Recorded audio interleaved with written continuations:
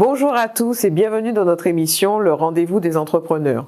Nous vous proposons un programme qui a pour objectif de répondre aux problématiques des chefs d'entreprise afin de partager les astuces à connaître et les pièges à éviter dans le cadre de votre activité.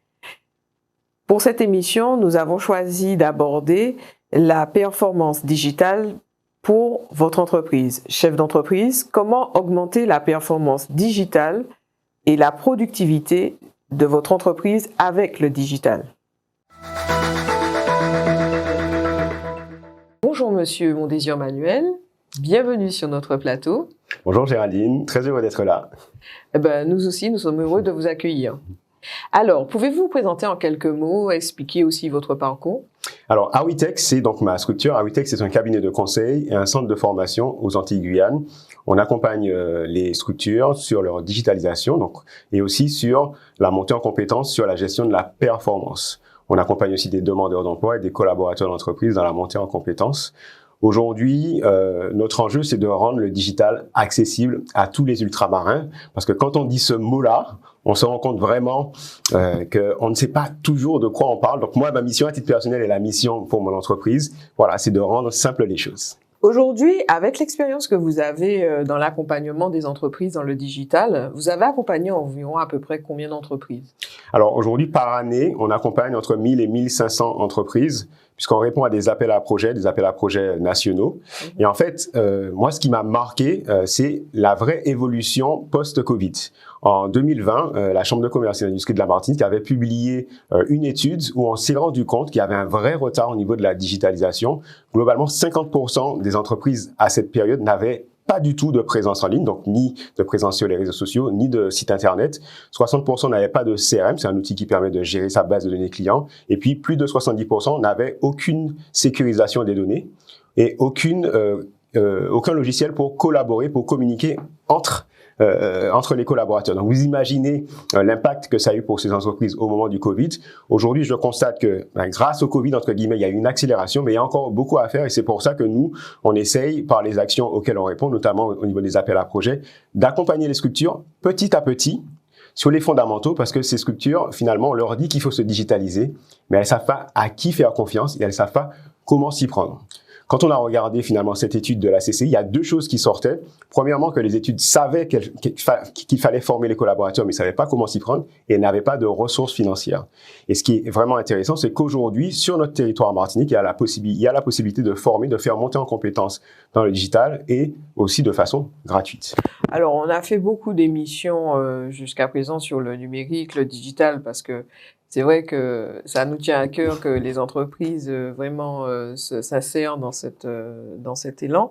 Mais concrètement, qu'est-ce que ça veut dire aujourd'hui être performant digitalement? Alors déjà, c'est maîtriser quel aspect? Oui, c'est une excellente question. Moi, j'aime bien dire qu'en fait, on va avoir deux réflexes pour le chef d'entreprise. Oui. Le premier réflexe, c'est de se dire, je peux penser au digital quand j'ai envie d'être plus performant. Mais performant, qu'est-ce que ça veut dire? Gagner du temps, gagner de l'argent, gagner en qualité.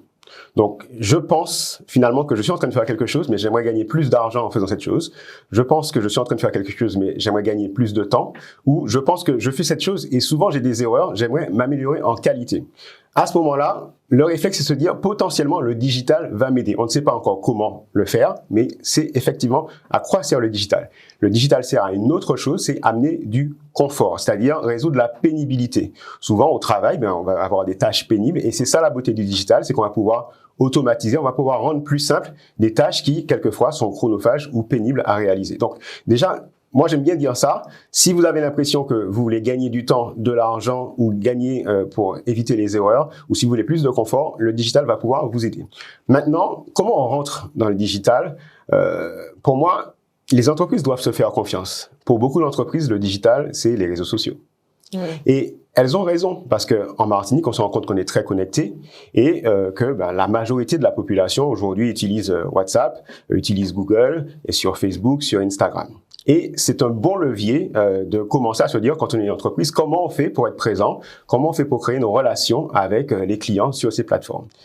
beaucoup d'entreprises ne savent pas faire. Aujourd'hui, il y a des solutions, on va peut-être en parler tout à l'heure.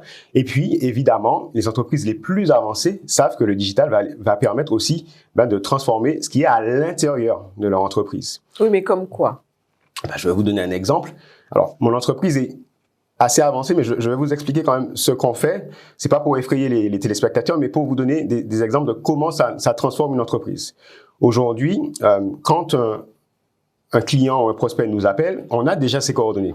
Comment ça se fait? C'est que ce client est allé sur notre site internet, a rempli des informations, et ces informations transitent directement dans un logiciel qui s'appelle le CRM. À partir de cela, on aura toute la vie du prospect. Donc, on saura quelle page il a consulté. Donc, si par exemple, il a consulté une page de financement, on sait potentiellement que le financement, c'est une problématique pour lui. S'il est allé sur une page de telle formation, puisqu'on a un centre de formation, on sait que cette formation l'intéresse. Quand il va appeler un autre collaborateur, on recommence pas de zéro. Bonjour, comment vous appelez-vous? Non, on a déjà ces informations. D'accord? Après, imaginons que cette personne embarque chez nous. Tout le processus de contractualisation est automatisé. La signature, par exemple, la signature électronique, l'inscription à la formation, tout ça, ça va se faire de façon automatique. On va être notifié automatiquement. On va envoyer des emails automatiquement à toute notre base et pas à une personne, sauf que cette personne aura l'impression qu'on lui parle à elle. Et donc, moi, l'impact pour moi d'avoir mis tout ça en place, c'est que je pense que potentiellement, je devrais avoir peut-être 2 fois plus de collaborateurs, mais qu'en plus, ces collaborateurs me disent que finalement, moi, mon impact au quotidien, c'est de regarder là où ils ont des tâches qui sont rébarbatives et essayer d'apporter du confort. Voilà. Donc, là, on parle un petit peu du futur. Toutes les entreprises n'ont pas la possibilité de faire cela. Il faut qu'elles commencent par quelque chose. Mais c'est ça l'impact du digital. L'impact du digital, c'est vraiment au quotidien de permettre que vous alliez beaucoup plus vite sur la vente, sur la relation client, sur la logistique, sur les achats, etc. Voilà. Et la question qui revient souvent pour les chefs d'entreprise, c'est par exemple quelqu'un qui fait une activité manuelle comme un artisan. Tout à fait. En quoi la performance digitale peut l'aider? Alors, prenons le cas de la visibilité, par exemple. On va prendre un exemple hyper concret. Aujourd'hui, tout artisan, s'il est accompagné, s'il se forme, peut référencer son activité gratuitement. Aujourd'hui, moi, j'estime que près de 70% des structures n'ont pas fait cet acte gratuit. Vous allez, par exemple, aller sur Google, vous allez taper Google Business et vous allez pouvoir créer votre fiche gratuite. Un artisan qui fait ça va pouvoir faire que, par exemple, s'il est plombier, qu'il a appelé son entreprise plomberie Robert, etc., va faire que toutes les personnes qui vont rechercher un plombier au Robert vont pouvoir le trouver. Qu'est-ce qu'on est en train de dire? On est en train de dire que cet artisan a, comme par magie, une force de vente qui travaille pour lui, qui n'a même pas rémunéré. Il a travaillé ce qu'on appelle dans le marketing son référencement local. Enfin, il va payer quand même quelque chose sur Google. Non, il ne va rien payer. Ça, c'est gratuit. Alors, effectivement, là, vous avez raison, c'est que on peut aussi décider qu'on va avoir des annonces payantes, mais le référencement local, il est gratuit. Comme je vous ai dit, vous tapez Google Business et vous renseignez votre fiche. Et effectivement, il y a encore des structures qui n'ont pas connaissance de cela, alors que nous, on sait qu'à Awitech, c'est potentiellement quelque chose qui nous génère des dizaines de milliers d'euros par an, rien que d'avoir fait ça. Un plombier va aussi pouvoir se dire que au lieu qu'un client l'appelle alors qu'il est en train de réaliser une prestation, il va pouvoir dire à un client, voici un petit site où tu vas pouvoir me faire part de ton problème. Et on arrive du coup à faire une différence entre le moment de la production, où le plombier est en train de produire, et le moment en fait où les clients expriment leurs besoins. Et soit, finalement, il va avoir peut-être sa femme, si c'est un homme, ou le contraire, qui va pouvoir traiter ses demandes, ou il va pouvoir traiter ses demandes après sa journée de travail. Mais ce qu'on explique là, c'est que, en fait, il récupère tous les clients qu'il aurait potentiellement perdus si, en fait, il avait mis son téléphone de côté pour traiter la commande. Donc, on peut avoir un certain nombre d'exemples comme ça. À titre personnel, j'ai accompagné, je pense bien, des centaines d'artisans sur des basiques. La fiche Google My Business qui permet de créer un site internet gratuit, quelquefois paramétrer un WhatsApp Business qui permet de répondre très rapidement à des clients avec des réponses toutes faites parce qu'on répond toujours les mêmes choses aux mêmes questions. Voilà. Rien que cela déjà, avec le fait peut-être d'apprendre à faire de la publicité de façon basique, vous avez déjà une vraie transformation. Moi, quand j'ai lancé Awitech, c'est sur ça que j'étais. Alors, évidemment, au fur et à mesure, on performe, mais rien que sur la visibilité, on peut travailler. Après, cet artisan, s'il est accompagné, s'il se forme, et je parlerai des formations qui existent sur le territoire et qui sont gratuites, il va peut-être se dire, effectivement, au lieu de noter les noms de mes clients sur un bout de papier ou sur un fichier Excel, etc., mais je vais investir, et encore, il y a des outils gratuits, dans un CRM, un outil de gestion de la relation client. Il aura sa base de données avec tous ses clients. Peut-être qu'il va récupérer la date d'anniversaire pour souhaiter bon anniversaire Géraldine, vous vous rappelez, on avait travaillé ensemble, etc. Donc donc c'est tout ce travail de relation client qui va se faire petit à petit. Oui. Peut-être qu'il va investir aussi dans un outil, et d'ailleurs il sera bientôt obligé, puisque vous êtes expert comptable, vous le savez, pour la facturation. La facture électronique. Voilà, la facture électronique, effectivement. Il faut y aller petit à petit. Et c'est pour ça que souvent, quand les personnes me disent le digital, c'est les réseaux sociaux, et d'autres experts me disent non, c'est pas ça, je dis non. Il faut, en Martinique, laisser les gens aller dans ce qui est naturel pour eux, les accompagner déjà sur ces basiques, et après les faire évoluer. Une fois qu'ils vont voir l'effet de la visibilité, donc par exemple de la fiche Google My Business, on va pouvoir leur dire, ben, vous avez vu ça? Eh ben, on peut faire la même chose pour que vous n'ayez pas à vous déplacer pour que les clients signent des contrats. Vous pouvez faire la même chose pour communiquer avec votre expert comptable sans avoir besoin de vous déplacer, etc., etc., etc. Voilà. Mais quand même, on ne peut pas dire que la digitalisation d'une entreprise va permettre de remplacer l'aspect manuel d'une entreprise. Donc, il y a toujours ce temps de secrétariat.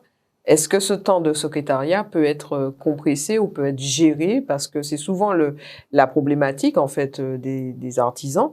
Et à ce niveau-là, quelle réponse qu'apporte au niveau de la performance digitale quand on parle de performance? Est-ce qu'il y a une réponse? Oui. Alors, je pense qu'il y a une réponse. Moi, j'ai essayé de me poser cette question, de me dire comment, alors que j'ai qu'une seule personne pour traiter les demandes clients, j'arrive à traiter la demande, le volume de demande. Et encore, c'est là que c'est passionnant parce qu'on va réfléchir en termes d'innovation. Moi, par exemple, quand un client me contacte, alors je suis pas un plombier, hein, je suis plutôt dans la formation, ce que j'ai trouvé comme astuce, c'est d'avoir fait une vidéo de moi où je réponds au maximum de questions que les gens se posent en général sur une formation.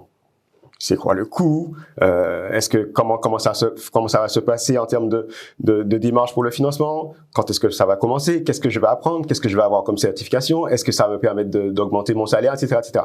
Et ça, c'était des moments qu'on passait au téléphone avec tous les clients. Désormais, ce qu'on fait, c'est qu'on leur envoie au départ cette documentation vidéo. Pourquoi c'est génial? Parce qu'on est bien dans l'innovation, on est bien dans le digital, mais on est dans l'humain. Puisqu'ils me voient en train de leur expliquer la formation. C'est un premier contact, même si on est en distanciel. Et donc, ça leur permet comme ça, en fait, de pouvoir découvrir. Et quand ils nous appellent, tout ce travail d'échange de 30 minutes pour présenter qui on est, les questions qu'ils pouvaient avoir, il est déjà fait. Donc, on va pouvoir se focaliser sur leur projet. Et c'est comme ça que nous, on a réduit, juste pour terminer, nos temps avec les clients de 40 minutes à 15 minutes. Et donc, forcément, on arrive à traiter 2 fois plus de clients. Combien de temps consacre un client pour une présentation d'une prestation? Parce que le problème, c'est qu'on est dans une société où tout va vite, on veut tout maintenant. Donc, qu'est-ce qui fait qu'un client se dit qu'en regardant la vidéo, il aura la réponse à la question? Et combien de temps il est prêt à consacrer pour aller vers cette vidéo qui pourrait être un premier pas déjà pour absorber une demande qui est redondante sur les mêmes questions? Alors, cette question, elle est absolument passionnante et nous, on a mené du coup une étude. On s'est rendu compte que quand on parlait directement à des clients, sans faire ce filtre-là, on faisait perdre du temps à nos potentiels clients et on perdait du temps nous. Pourquoi? Parce qu'on n'avait pas éduqué les clients. En fait, si un client n'a pas 10 minutes pour regarder votre contenu alors que vous avez la volonté de l'éduquer, vous n'êtes pas en train de faire votre promotion, vous êtes en train de l'éduquer. S'il n'a pas ces 10 minutes-là, je peux vous assurer que vous allez voir que votre taux de conversion sera mauvais. En gros, ce qu'on dit, et je pense que c'est là qu'on va augmenter le niveau de la qualité professionnelle, et là on dépasse le digital en Martinique, c'est de dire, c'est aussi une relation de confiance. Si je ne peux pas déjà vous éduquer pour vous expliquer quels sont les tenants et aboutissants du métier d'expert comptable ou du métier de consultant ou de formateur, on aura un problème. On aura un problème. Et donc, nous, on a constaté que finalement, à chaque fois, et c'est assez fort, à chaque fois qu'on acceptait de passer outre le fait que la personne prenne un petit peu de temps pour comprendre qui on était, pour voir qu'on avait déjà essayé de résoudre la majorité de ces questions, de répondre à la majorité de ces questions, à chaque fois, on se plantait parce que la personne se rendait compte qu'il n'y avait pas le fit. c'est normal que certaines personnes n'aient pas envie de travailler avec Awitech et peut-être que certaines personnes ne sont pas faites pour travailler avec vous aussi. Mais si vous avez répondu aux questions et que vous avez expliqué comment vous allez adresser le problème, mais ça permet aux personnes de se situer. Donc ça, c'est hyper intéressant. Alors effectivement, on peut se dire que c'est un filtre nous pour aller chercher les bons clients, ceux qui sont exactement ceux qu'on va pouvoir aider. Voilà. Mais on a fait énormément d'expériences comme ça. L'idée, c'est quoi? C'est que je vais vous parler d'une expérience qu'on a mise en place à Awitech où on est vraiment dans la logique investissement, retour sur investissement. Moi, dans toutes les choses que je fais, par exemple, quelles sont mes valeurs, comment on répond à un client, par mail, par téléphone, comment on utilise un outil, tout ça, je l'ai documenté en vidéo. Et j'utilise d'ailleurs un outil, donc je le partage avec les téléspectateurs qui nous regardent. C'est un outil qui s'appelle Loom, L-O-O-M, Loom Vidéo. Et ça me permet soit de me filmer moi, en train de parler, ou sinon de filmer mon écran, de faire une capture d'écran vidéo. Alors, les téléspectateurs, notamment les entrepreneurs, puisqu'on est dans les rendez-vous des entrepreneurs qui nous regardent, se disent « Wow, mais le temps pour tourner ces vidéos, pour expliquer toutes les choses. » Mais ils ne voient pas forcément le retour sur investissement. Pour nous, c'est incroyable. Et là, j'invite tous les téléspectateurs, notamment entrepreneurs, qui ont déjà recruté à fermer les yeux et se rappeler du moment où ils ont recruté, le temps qu'ils ont passé à accompagner une personne pour qu'elle apprenne le métier, alors qu'elles avaient déjà des choses à faire. Quand on recrute, c'est qu'on a déjà plus la bande passante pour faire les choses. Nous, notre expérience à Awitech, c'est que en ayant mis ça en place, effectivement, au départ, c'était du temps, mais aujourd'hui, on est capable d'accueillir et de former un collaborateur sans être forcément présent avec lui. Et ça, c'est incroyable parce qu'on recrute du coup une personne, 2 personnes, 3 personnes par an et en fait on utilise finalement cette base de connaissances pour non seulement aider les gens à connaître leur métier, non seulement aider les gens à comprendre nos valeurs, mais surtout réussir à avoir du standard, c'est-à-dire que quelle que soit la personne avec qui un client ou un prospect va échanger au sein de l'entreprise, on a du standard, c'est-à-dire qu'on va lui répondre les mêmes choses, on va lui présenter les produits de la même façon, et ça, c'est grâce à cette base documentaire qu'on a mis en place. Dans le cadre d'une procédure comme celle-ci, qu'est-ce qui est mieux, l'écrit ou la vidéo? Parce que on peut se retrouver aussi face à des personnes qui, malgré la vidéo ou malgré l'écrit, ont besoin quand même de la chaleur humaine ou de l'explication ou de la présence de quelqu'un. Donc, est-ce que ça, vous avez remarqué que ça peut créer des freins chez certaines personnes? Alors, encore une fois, ce dont on parle aujourd'hui, ce sont des expérimentations et je suis très heureux de partager ça avec les téléspectateurs. Moi, quel est mon retour? Mon retour, c'est que toutes les personnes qu'on a recrutées nous remercient parce qu'elles entrent dans une entreprise où on a pensé leur accueil. C'est ce qu'on appelle en anglais l'onboarding digital. On a pensé leur accueil, on a essayé de penser à tout ce qu'elles auraient besoin de savoir sur les valeurs, mais aussi sur leur métier pour qu'elles soient à l'aise. Maintenant, ça ne veut pas dire qu'on fait disparaître l'humain et que s'il y a des questions, je serai disponible. Mais ça veut dire que je ne vais pas passer 6 heures à côté d'une personne parce que j'ai déjà ce contenu qui est disponible. On va s'arrêter sur les questions, les problématiques. D'accord? Donc, l'idée, c'est pas de déshumaniser complètement la relation. Moi, aujourd'hui, je vais vous dire, quand je recrute quelqu'un et que je suis sûr de cette personne, elle va consommer tout mon contenu, elle va me poser des questions. Et quand on va se voir, on va pas parler très longtemps, en fait, du contenu. On va faire le focus pour savoir si on a les mêmes valeurs. Si on a envie d'aller au même endroit. Voilà. Et on va apprendre à se connaître un peu mieux parce que l'idée aussi, c'est qu'une entreprise, on y passe quand même beaucoup de temps, donc il faut être avec des personnes avec qui on partage des valeurs et une même vision. Voilà. Ça, c'est ma découverte. Alors peut-être que d'autres chefs d'entreprise ou entrepreneurs qui se sont lancés là-dedans ont d'autres retours. Moi, ça a tout changé.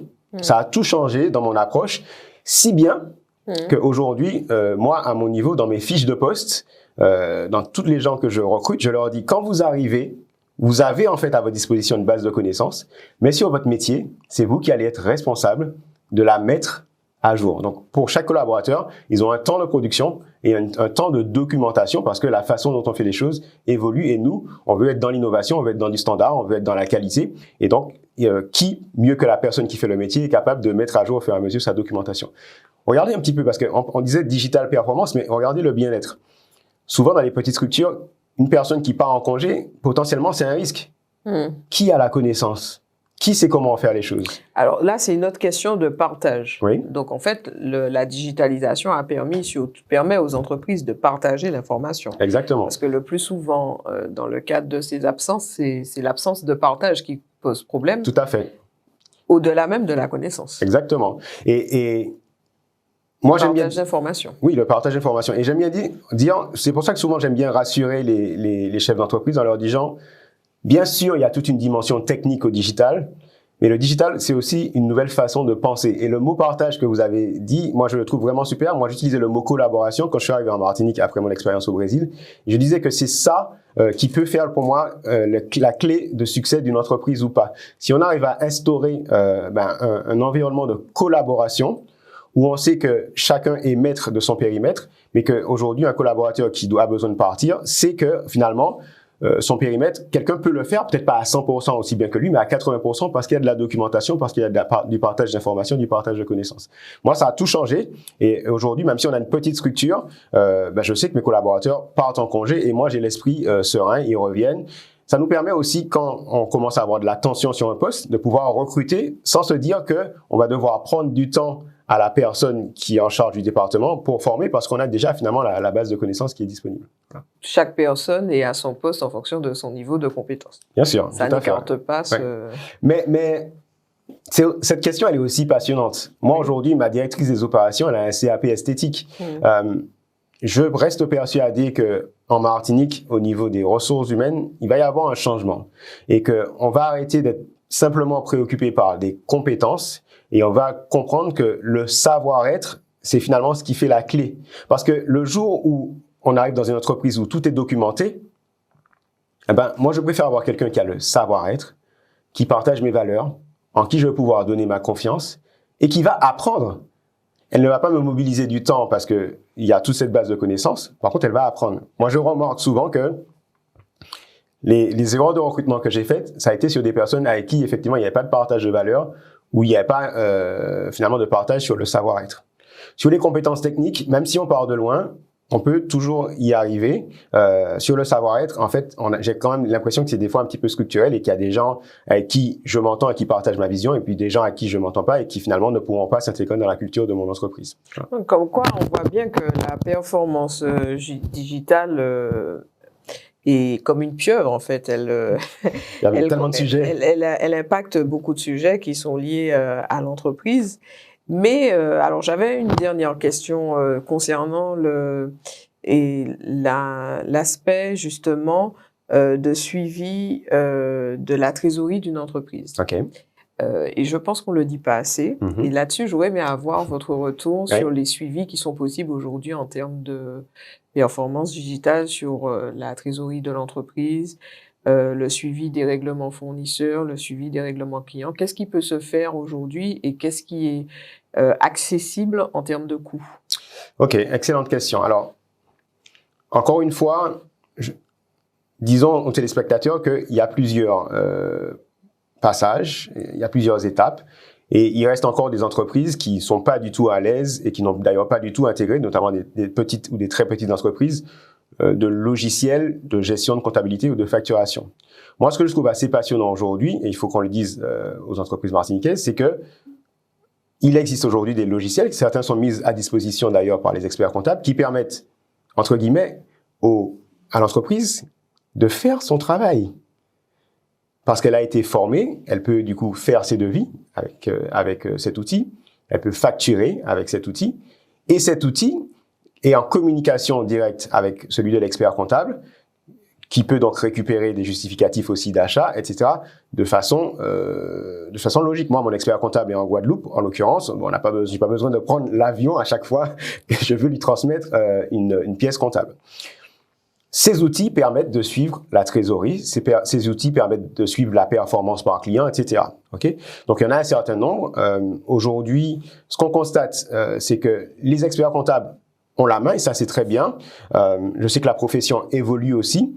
Et ils sont, et vous d'ailleurs, parce que vous faites partie de cette profession, vous êtes dans ce rôle un petit peu d'accompagnateur, parce que, et notamment par rapport à cette facture électronique qui arrive, de toute façon, on va pas pouvoir y couper. Mais là où je trouve votre question intéressante, c'est que on y retire beaucoup plus. Comment fait un chef d'entreprise qui ne sait pas du tout où il en est en termes de trésorerie? Comment fait un chef d'entreprise s'il ne sait pas du tout où est-ce qu'il en est en termes de performance sur l'année? C'est ces outils qui lui permettent globalement de savoir et d'être plus serein, parce que quand on ne sait pas où on va, ben on a cette pression, on a cette charge mentale qui nous occupe. Voilà.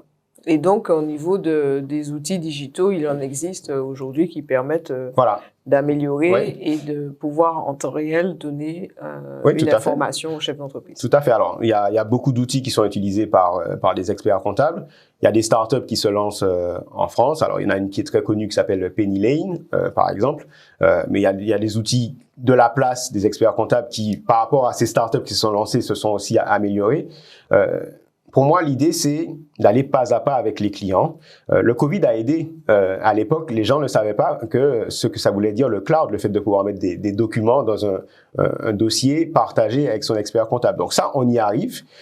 Ne soyons pas trop pressés, et c'est pour ça que j'aimerais pouvoir avoir l'opportunité de partager qu'aujourd'hui, il existe des formations qui sont accessibles sur le territoire Martinique gratuitement. La collectivité territoriale a joué son rôle, et il y a donc un appel à projet qui est Mofroisage digital, où il y a un certain nombre de lauréats sur le territoire, dont Awitech, qui dispense des formations de sensibilisation et d'accompagnement au digital. C'est 100% gratuit, et en général, c'est pensé par rapport aux problématiques de temps des chefs d'entreprise. Nous, à Awitech, on a remporté un appel d'offres aussi national de la BPI. Donc, en allant sur le site d'Awitech, on peut le voir. Là aussi, c'est gratuit. Donc, il y a des choses qui existent. Les entreprises peuvent aussi se rapprocher de leurs OPCO, donc c'est ceux qui financent la formation.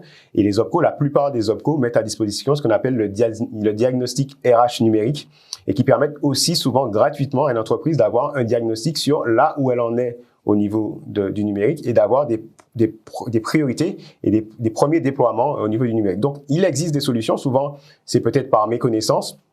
Je donne un petit site quand même, parce qu'il faut reconnaître que c'est super, le site Zétoile, zetwal.mq, que moi j'aime beaucoup. C'est un site qui est porté par Martinique Développement, où les entreprises vont pouvoir trouver énormément d'informations, notamment justement sur ces aides, sur ces programmes d'accompagnement à la transition numérique. Encore une fois, acceptons de dire que notre territoire est un peu en retard. Acceptons de dire que finalement, les entreprises ont, notamment grâce au Covid, accéléré cette transition. Les entreprises doivent d'abord travailler ce qui est le plus simple pour elles, la visibilité, que les clients les trouvent, que les prospects les trouvent. Et si elles ont des expériences réussies sur cela, elles vont se transformer aussi de l'intérieur, voilà, sur les outils de facturation, les outils de contrôle de gestion, les outils de gestion de la relation client, etc. Même maintenant, on en parlait un peu, le social, qui maintenant, on peut même faire des signatures électroniques. Ah oui, bien sûr. Ah non, mais pour nous, c'est extraordinaire. Pour nous, c'est extraordinaire. On n'a même pas parlé de l'intelligence artificielle. En fait, c'est là qu'il faut faire attention, parce que c'est un peu la tarte à la crème, le digital, tout le monde en parle. Moi, je suis vraiment pour qu'on adapte aussi l'accompagnement au niveau de maturité digitale du territoire. Et c'est très important que les collectivités, que les acteurs locaux, même si souvent on est tenté de faire ce qui se fait au national, acceptent de se dire, regardons quel est le niveau de maturité que l'on a, et faisons les programmes qui ont du sens pour le niveau, et accompagnons petit à petit les petites entreprises vers cette transition. Quel conseil pourriez-vous donner aux chefs d'entreprise qui souhaitent s'améliorer au niveau du digital ou aller vers le digital? Quel conseil? Très difficile de répondre en quelques mots. Ce que je dirais, j'en ai parlé récemment, le site Zétoile, zetwal.mq, qui recense énormément d'aides, de programmes disponibles, notamment des programmes de transition digitale, le programme Mofroisage digital qui est toujours en cours, et puis le programme Transphonum, qui est aussi gratuit pour la transition digitale, qui est accessible sur le site d'Awitech, AWITEC. Voilà. D'accord. Bon, Monsieur Mondésir, je vous remercie. Merci de l'invitation, on a passé un bon moment. Bon moment. À bientôt. Entrepreneurs, j'espère que cette émission vous a permis de vous éclairer dans l'évolution de votre activité. Quant à nous, nous nous retrouvons le mois prochain pour une nouvelle émission. Et n'oubliez pas, demain, c'est aussi entreprendre.